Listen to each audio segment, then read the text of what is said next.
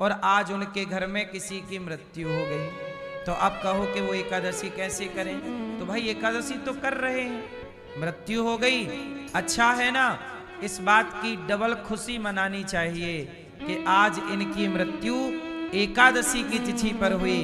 निश्चित जो एकादशी के दिन मरने वाला प्राणी है वह कैसा भी हो, पापी से पापी भी, पर सही तिथि पर मृत्यु हुई तो वह भगवत धाम जाने का अधिकारी होता है।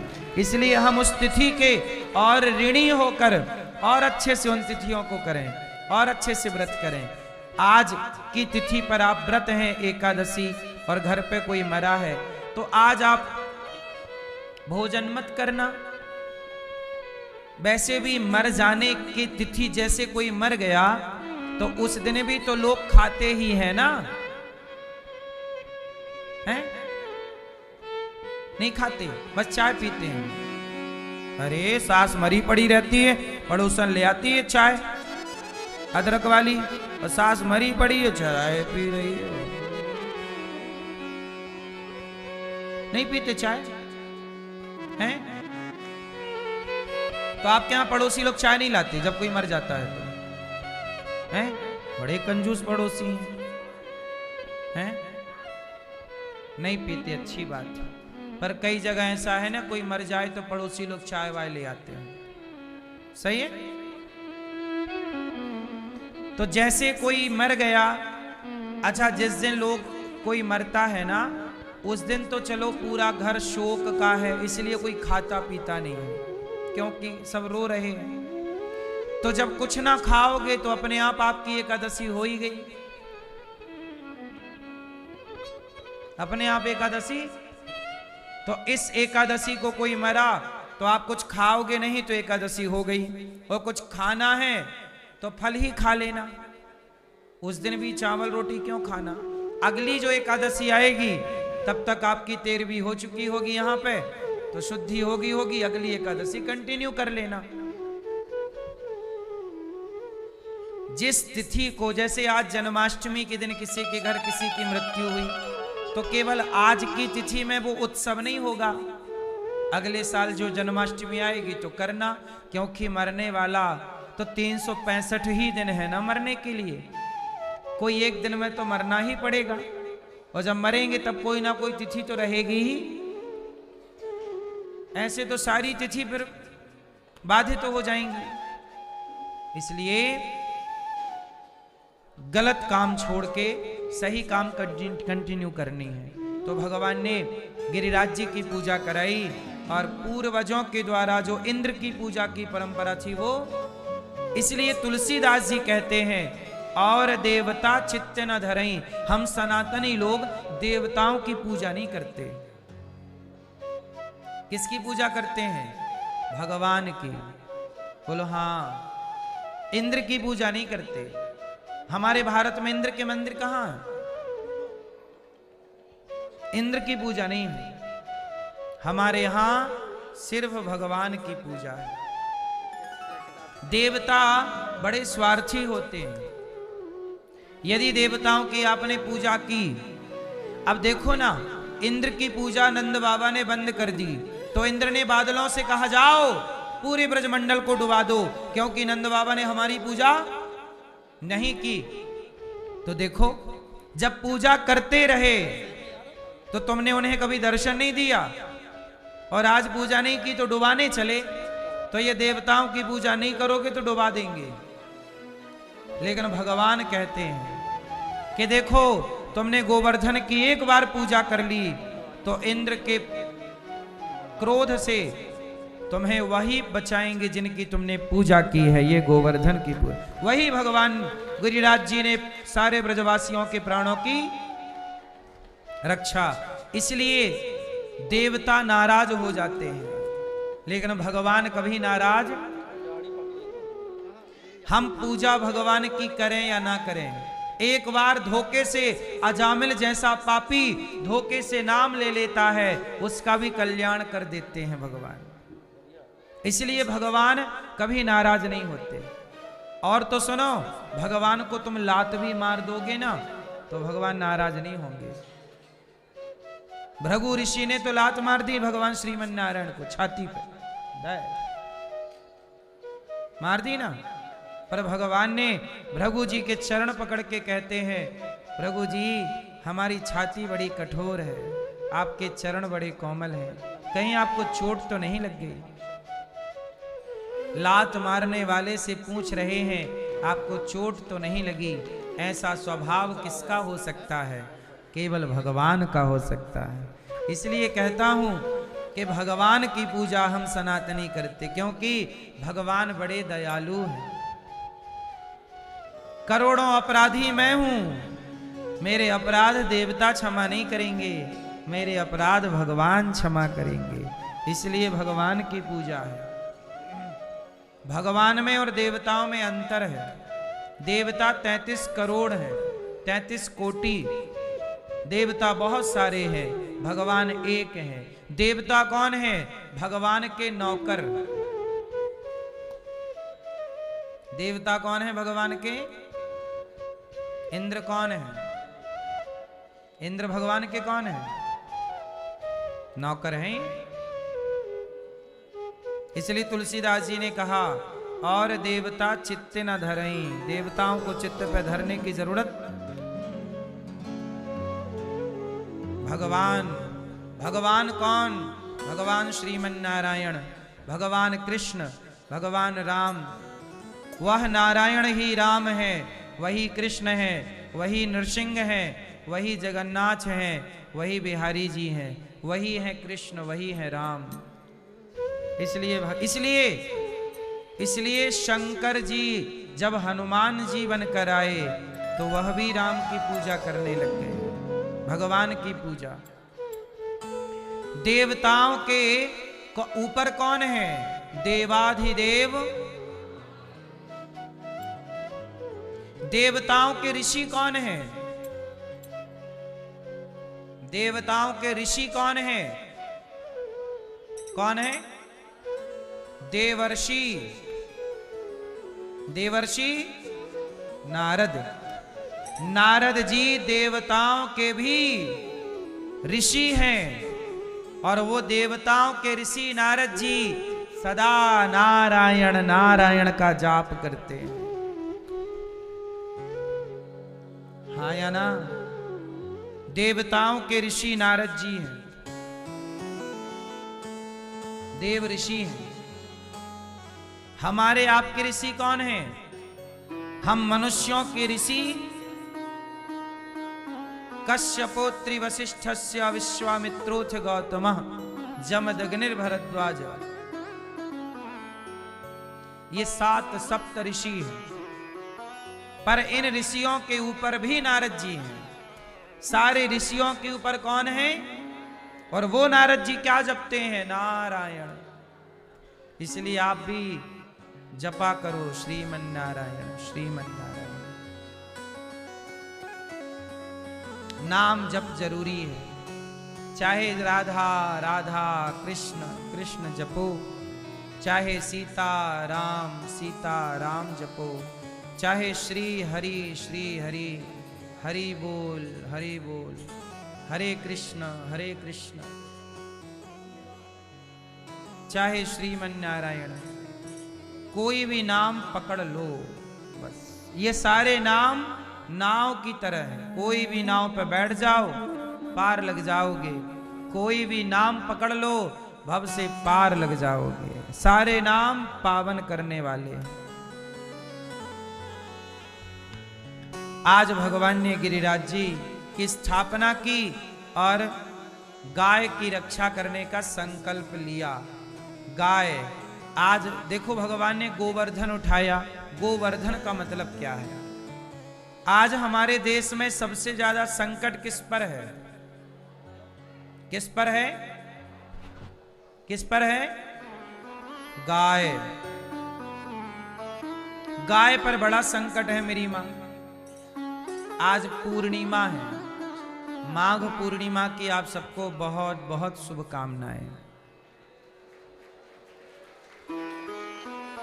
भगवान आपका सारा कार्य पूर्ण करें, यही मंगल कामना। कोई भी आपकी इच्छा है पूरी हो। भगवान कृष्ण ने गोवर्धन उठा के क्या मैसेज दिया? गाय कहां चरती थी? पहाड़ पर, वही गिरिराज जी पर। तो जहां गाय चरती है वह भूमि आजाद होनी चाहिए कि नहीं? आजकल लोग कब्जा कर लेते हैं गौचर भूमियों पर। जहां गाय चरती है ना, वो भूमि गौचर भूमि है, उस पर कब्जा नहीं होना चाहिए। गाय सबसे अच्छी है।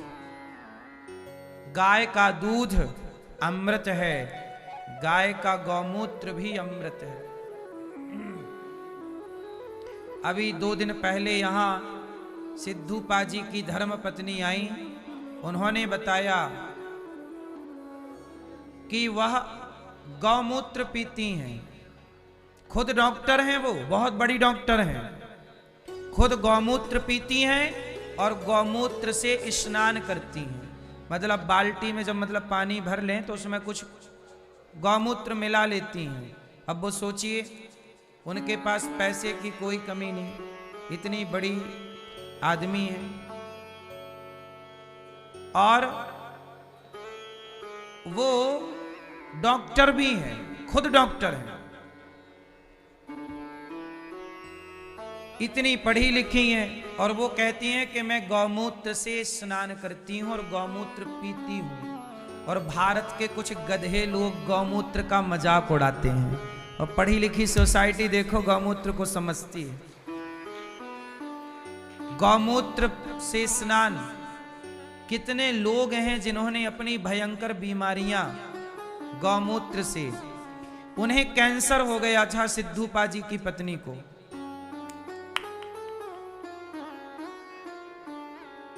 सिद्धू पाजी की पत्नी ये है, आप टीवी पे देख सकते हैं। इन्हें कैंसर हो गया था, डॉक्टर ने बोला था 4 हफ्ते में आप मर जाओगी। फिर इन्होंने आयुर्वेदिक दवाइयां ली। सोचो, ये खुद डॉक्टर है पर आयुर्वेदिक दवाइयां, इन्होंने खुद बताया मेरे से, दवाइयां ली और गौमूत्र का पान किया। 4 हफ्ते में मर जाओगी ऐसा डॉक्टरों ने बोला था। आज 4 साल से ये जिंदा हैं और अभी स्वस्थ हैं, भगवान करे और लंबी आयु हो। तो ये गौमूत्र की ताकत है। इसलिए तुम्हें मजाक उड़ाना है गौमूत्र का तो उड़ा लो, लेकिन जो समझ रहे हैं वो समझ रहे हैं, ये मजाक नहीं है। गाय माता है, गाय को यूं ही माता नहीं कहा गया। आज ये तो दुर्भाग्य है समाज का कि आज आप लोग गाय के ऊपर आया हुआ संकट देख नहीं पा रहे हो। गाय के लिए सरकार लाइसेंस बांट रही है कि आप लोग बूचड़ खाने बनाओ और गाय को काट के मांस बेचो। सरकारें गौ हत्या करा रही हैं। बोलो हाँ, आप लोग बताइए, गौ हत्या सही है कि गलत है? क्या है? गलत है। अच्छा, आप कितने लोग चाहते हैं कि गौ हत्या बंद हो जाए? चाहते हो? बढ़िया, हाथ नीचे कर लो। ये बताओ कि आज तक आपने गौ हत्या रोकने के लिए, बंद करने के लिए आप लोगों ने क्या प्रयास किया? उत्तर दो। चाहते हो ना कि बंद हो गौ हत्या, पर प्रयास क्या किया? चलो बताओ, बोलो। कुछ नहीं किया। इसका मतलब आप खुद नहीं चाहते कि गौ हत्या बंद हो। यदि चाहते तो जब नेताजी वोट मांगने आते हैं तो आप बोलते ना भारत के लोग कि गौ हत्या बंद करोगे तो वोट देंगे तुम्हें, गौ हत्या बंद नहीं करोगे तो वोट। आप अपने वोट के बल पर गौ हत्या बंद करा सकते हैं, लेकिन आप चाहते नहीं हैं। आपने हाथ जरूर उठाया, लेकिन आपने कभी अपने नेताजी से कहा कि नेताजी गौ हत्या बंद करो? सच बताओ, कहा? आपने ये कहा कि हमारा बिजली का बिल ज्यादा आता है, कुछ नेताजी सेटिंग कराओ ना, कम आने लग जाए। नेताजी सिलेंडर का थोड़ा सब्सिडी बढ़वाओ। आपको अपने दाल रोटी के अतिरिक्त कुछ सूझता ही नहीं है। आप लोग अपने घर परिवार के अतिरिक्त कुछ सोचते ही नहीं है। आपको ये लगता है कि आपका बिजली का बिल माफ हो जाए, आपको फ्री में सरकार एक 2 चक्के की गाड़ी दे दे, फ्री में बस की टिकट करा दे और आप घूमती रहो। और गाय कट रही है, हाँ गाय तुम कटो, हम तुमसे तुम्हारे लिए आवाज नहीं उठाएंगे। हमारे नेताजी ने तो बस हमारा बिजली का बिल माफ कर दिया, गैया तुम कटती रहो, हम कुछ नहीं बोलेंगे।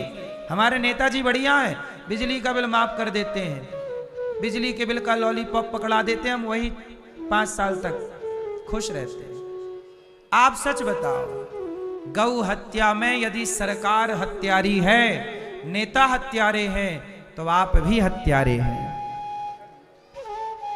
आप कितने लोग आने वाले चुनाव में नेताओं से कहेंगे कि वोट देंगे पर पहले गौ हत्या बंद करो? कितने लोग? जिस दिन एक बार भारत के सनातनियों ने आवाज लगा दी, उस दिन नेता उसी दिन गौ हत्या बंद कर देंगे। क्योंकि नेता सीधी बात नहीं सुन रहे हैं, ये बातों वाले नहीं हैं, ये लातों वाले हैं। इन्हें पब्लिक की लात चाहिए। और जनता, देखो मुझे तो लगता है कि मैं भी गौ हत्यारा हूं, आप भी गौ हत्यारे हैं। कोई भी नेता को वोट देने से पहले एक आवाज होनी चाहिए कि हम उसी को वोट देंगे जो गौ हत्या। मैं तो गौ सेवा करता हूं, मेरे से जितनी क्षमता है 400 गैया, 125 नंदी मेरे पास, 125 से ज्यादा लगभग 150 नंदी मेरे पास है। यदि मैं इन नंदियों को छोड़ दूं तो कल बूचड़ खाने में जाके ये कट जाएंगे। मैं पूरी गौ हत्या नहीं रोक सकता, पर 150 नंदियों को रोक सकता हूं कटने से, और 450 गाय को रोक सकता हूं। तो मैंने गौशाला पर रोक रखा है, मैं इतना रोक सकता हूं बस। और भी रोकने के लिए मैं एक एम्बुलेंस, अभी आज ही मैंने बोला कि भाई एक एम्बुलेंस का ऑर्डर दिया कि भाई बनवा दो। आप लोग भी उस गाय के लिए मैं एक एम्बुलेंस बना रहा हूं, जो सड़कों पे घायल गाय पड़ी रहती है उसको एम्बुलेंस से लाऊंगा, और मैं गायों के लिए एक हॉस्पिटल बना रहा हूं। आप सहयोग करेंगे तो बनेगा। यदि आप गौ हत्या रुक जाए तो फिर सब अच्छा है, वरना आप गौ माता के लिए एक हॉस्पिटल जो ये बना रहा है दास अनिरुद्ध, उसके लिए आप सहयोगी बने। गौ हॉस्पिटल के लिए थोड़ी जगह चाहिए जहां सड़कों पे पड़ी गाय लाएं, उनका उपचार हो, क्योंकि हर चीज के लिए भूमि चाहिए। तो 1 गज भूमि, 2 गज भूमि का आप भूमि दान कर सकते हैं गौ माता के हॉस्पिटल के लिए, फिर जल्दी हॉस्पिटल बनेगा। अभी तो हम गौ माता के लिए एम्बुलेंस बना रहे हैं, आप उसके लिए सहयोग कर सकते हैं। तो हम तो देखो जितना हो सकता है कर सकते हैं, और सरकारों से निवेदन कर सकते हैं। सरकार भी सनातनियों की है, पर पता नहीं सरकार को क्यों नहीं दिख रहा है कि गौ हत्या बंद हो। क्यों है? हाँ, अच्छा ऐसा है ना मैया, गाय का मांस महंगा बिकता है, बकरे का मांस सस्ता है, और मुर्गे का मांस सस्ता है, गाय का महंगा है। तो सरकारें गौ माता को बेचकर कसाईयों को और उसका अच्छा खासा पैसा कमा लेती। ये सब खेल पैसे का है साहब। बस गाय किसके लिए कट रही है? पैसे के लिए, क्योंकि उसका मांस महंगा है। बस यदि आप लोगों का मांस भी महंगा हो जाए तो आप भी कटने लग जाएंगे, वो तो आपका मांस अभी सस्ता है। क्यों भैया? यदि आप लोगों का मांस महंगा हो जाए तो आप भी कट जाओगे। फिर सरकार आप लोगों के लिए भी लाइसेंस बांटेगी, लाइसेंस लो।